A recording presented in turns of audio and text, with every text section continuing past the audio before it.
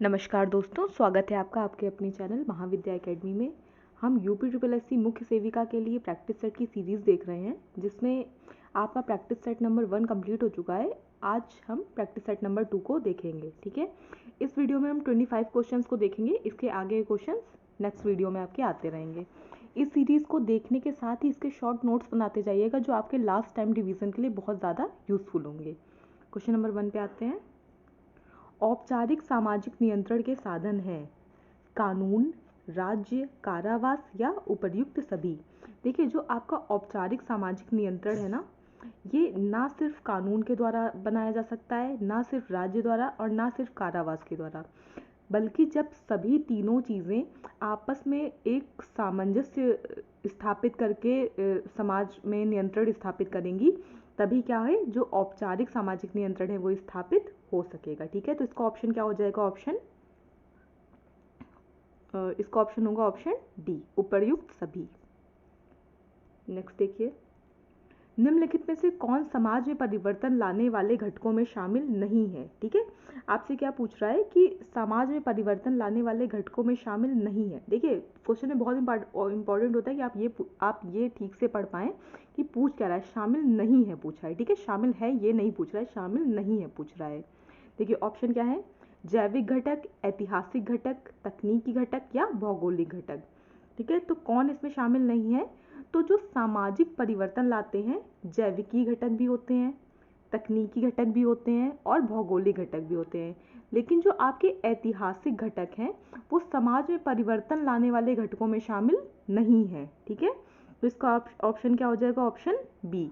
और आपको क्या याद रखना है, जो सामाजिक परिवर्तन लाने वाले जो 4 घटक हैं, उनमें जो समाज में परिवर्तन लाने वाले घटक हैं वो 4 हैं। ठीक है, पहला कौन सा? जैविक घटक, दूसरा तकनीकी घटक, तीसरा भौगोलिक घटक और जो चौथा घटक है वो है सामाजिक व सांस्कृतिक घटक। ठीक है, यहाँ ऐतिहासिक घटक की जगह अगर सामाजिक व सांस्कृतिक घटक होता तो यही 4 हैं जो समाज में परिवर्तन लाने वाले घटक हैं। ठीक है, नेक्स्ट देखिए, निम्नलिखित में से कौन एक सामाजिक परिवर्तन के मुख्य स्रोतों में शामिल नहीं है? ठीक है, आपसे पूछ रहा है शामिल नहीं है सामाजिक परिवर्तन के मुख्य स्रोतों में।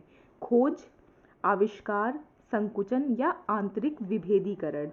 ठीक है, तो इसमें से कौन सा शामिल नहीं होगा? तो इसमें जो संकुचन है, ठीक है, ये सामाजिक परिवर्तन ये मुख्य स्रोतों में शामिल नहीं है।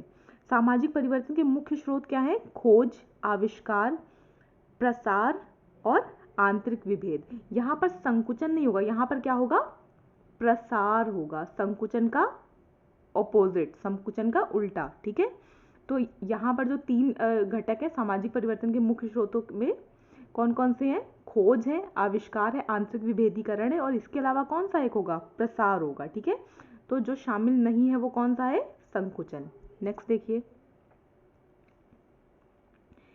घरेलू हिंसा के संदर्भ में क्या सही है? ए, घरेलू हिंसा केवल वैवाहिक संबंधों तक ही सीमित है। घरेलू संबंध केवल पति पत्नी या विवाह जैसी प्रकृति वाले संबंध तक ही सीमित है। घरेलू हिंसा तलाक के बाद जारी नहीं रह सकती है।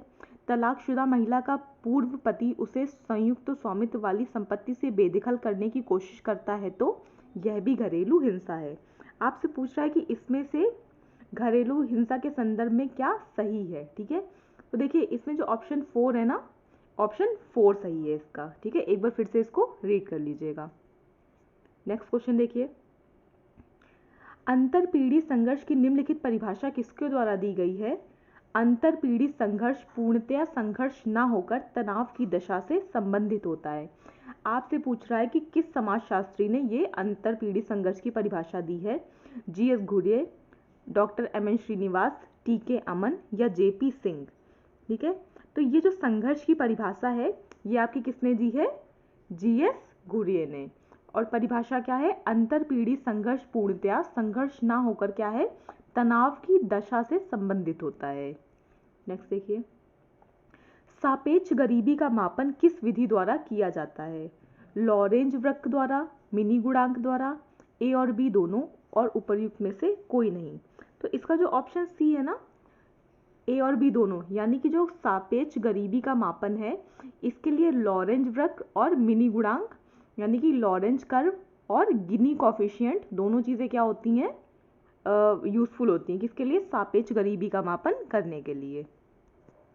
नेक्स्ट देखिए, भारत ने अपनी जनसंख्या स्थिरीकरण का लक्ष्य कब तक घोषित किया है, 2045 तक, 2070 तक, 2050 तक या 2047 तक, 2045, 2070, 2050 या 2047 तक।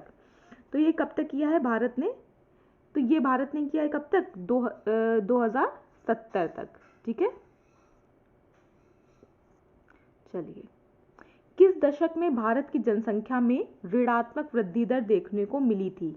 आपसे पूछ रहा है कि वो कौन सा दशक था जिसमें जो भारत की जनसंख्या वृद्धि है इसकी जो दर थी वो क्या थी, ऋणात्मक थी। ठीक है, 1951 से 61, 1911 से 21, 1961 से 71 या 1971 से 1981। तो जो आपका बी ऑप्शन है ये कौन सा है, आपका ऑप्शन क्या होगा, बी होगा, 1911 से 1971। देखिए 1911 से 1931 के दशक में जनसंख्या में ऋणात्मक वृद्धि, देखिए, और ये ऋणात्मक वृद्धि थी कितने की, ये थी 0.31% की। ठीक है, तो ये कितने की थी, ये 0.31% की ऋणात्मक वृद्धि थी। ठीक है, देखिए, और ये हुआ क्यों था, क्योंकि इस दशक में अकाल और महामारियों का प्रभाव था जिससे मृत्यु दर क्या थी, बहुत अधिक हो गई थी। इन 10 सालों के बीच में जो अकाल, महामारियां, इस तरह की बहुत सारी चीज़ें फैली थी जिनसे मृत्यु दर क्या थी, बढ़ गई थी। और इस दशक की जो जनसंख्या वृद्धि है वो ऋणात्मक हो गई थी उसकी दर। ठीक है, और ऋणात्मक दर थी वो कितनी थी, 0.31%। नेक्स्ट देखिए, लिंगानुपात विषमता से निर्धारित महिला भूमिका से किसका संबंध नहीं है। ठीक है, आपसे संबंध नहीं है पूछ रहा है, सिलाई बुनाई करना, खाना पकाना एवं परोसना, घर की सफाई करना या अध्ययन अध्यापन। तो जो डी है, देखिए ये आप देखने से बता सकते, कॉमन सेंस का क्वेश्चन है कि जो अध्ययन अध्यापन है इसमें कोई भी क्या है, ये जेंडर स्पेसिफिक नहीं है। ठीक है, तो जो लिंगानुपात विषमता से निर्धारित महिला की भूमिका में सिलाई बुनाई करना, खाना पकाना एवं परोसना तथा घर की साफ सफाई शामिल है, लेकिन जो अध्ययन और अध्यापन है ये किससे संबंधित है, ये लिंग समानता से संबंधित है। नेक्स्ट देखिए,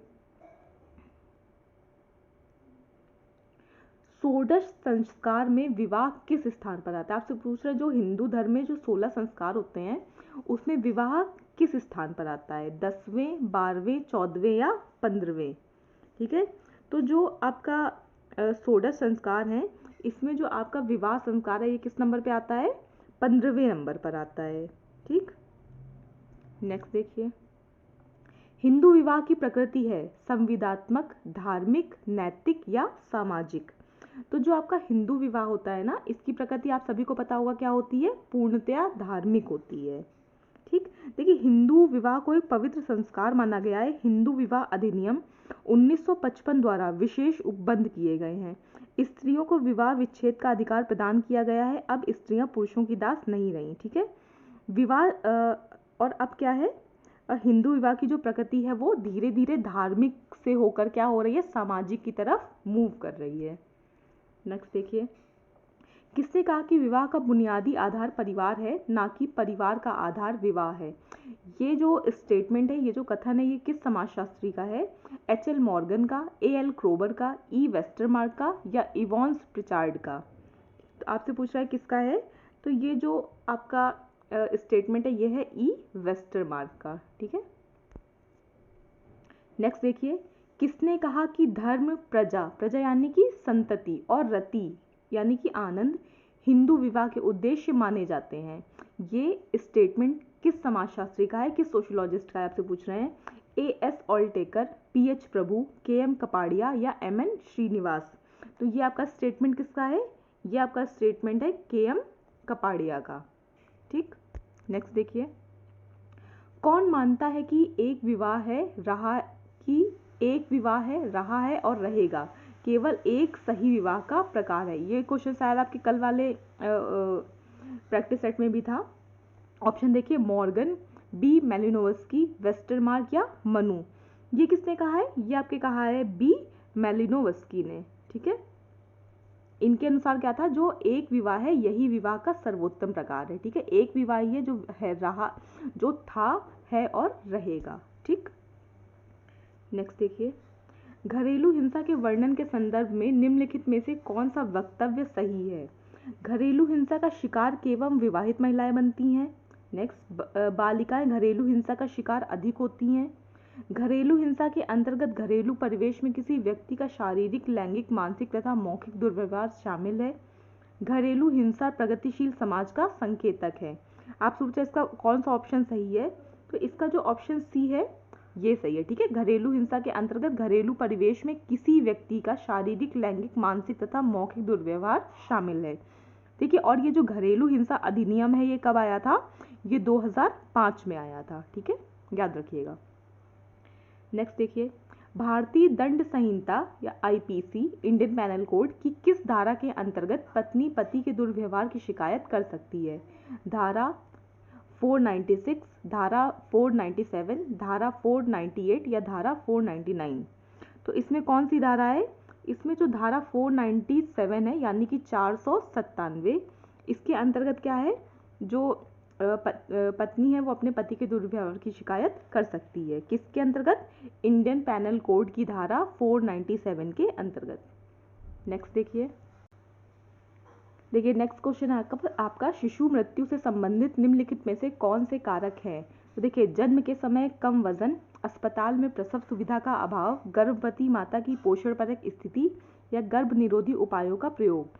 तो इसमें जो ऑप्शन ए है ये भी होगा, ऑप्शन बी भी होगा और ऑप्शन सी भी होगा, लेकिन जो ऑप्शन 4 है ये इसका आंसर नहीं होगा। ठीक है, तो इसमें से कौन सा ऑप्शन सही है? Option D. नेक्स्ट देखिए, नेक्स्ट क्वेश्चन है आपका, जनसंख्या विस्फोट से तात्पर्य है। जनसंख्या विस्फोट से क्या तात्पर्य है? जन्म दर में वृद्धि, अत्यधिक जन्म दर व अत्यधिक मृत्यु दर, जन्म तथा मृत्यु दर में अभूतपूर्व परिवर्तन या उपरोक्त में से कोई नहीं। आपसे पूछा जनसंख्या विस्फोट का क्या मतलब है? तो जनसंख्या विस्फोट से मतलब है जन्म तथा मृत्यु दर में अभूतपूर्व परिवर्तन। भाई अगर कोई भी चीज़ एकदम अपने नॉर्मल बैलेंस चेंज में चलती रहेगी तो उसमें कोई भी चीज़ विस्फोट या कोई एकदम से सडन चेंज जैसी स्थिति नहीं आएगी। ठीक है, ये कब आ सकता है? जब ऑप्शन 3 हो इसमें। नेक्स्ट देखिए,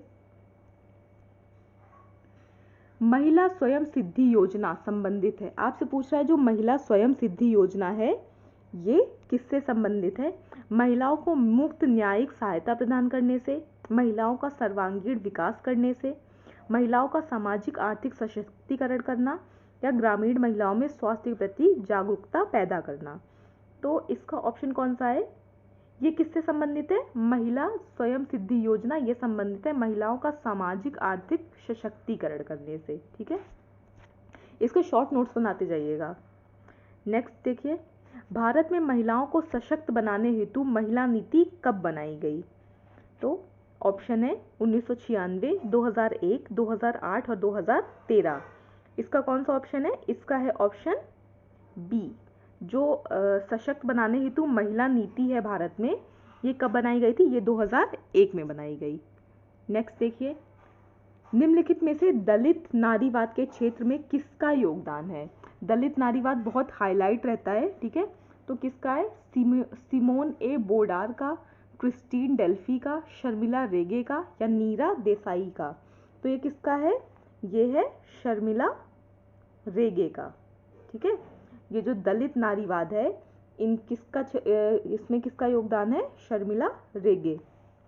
देखिए 1990 के दशक में स्वायत्त दलित महिला संगठनों के दावों ने नारीवादी आंदोलन के ब्राह्मणवाद और दलित राजनीति की पितृसत्तात्मक प्रभावों को रेखांकित करने के अलावा एवं कई महत्वपूर्ण सैद्धांतिक और राजनीतिक चुनौतियों को क्या दिया था? जन्म दिया था। नेक्स्ट देखिए, निम्नलिखित में से कौन सा उत्पीड़न विहीन अपराध है? उग्रवादी गतिविधि, हत्या, वेश्यावृत्ति या बलात्कार? तो इसमें कौन सा ऑप्शन होगा? इसका ऑप्शन सी है आपका। ठीक है, नेक्स्ट देखिए, निर्धनता की परिभाषा सामान्यतः 2 पद्धतियों से की जाती है। निम्नलिखित में से सही उत्तर का चयन कीजिए। आपसे पूछ रहा है जो निर्धनता की परिभाषा है उनकी दो सामान्य पद्धतियां कौन सी हैं, सकारात्मक एवं नकारात्मक, सामाजिक एवं आर्थिक, निरपेक्ष एवं सापेक्ष, या उपरोक्त में से कोई नहीं। तो इसका ऑप्शन कौन सा है, इसका ऑप्शन है आपका ऑप्शन सी, निरपेक्ष और सापेक्ष।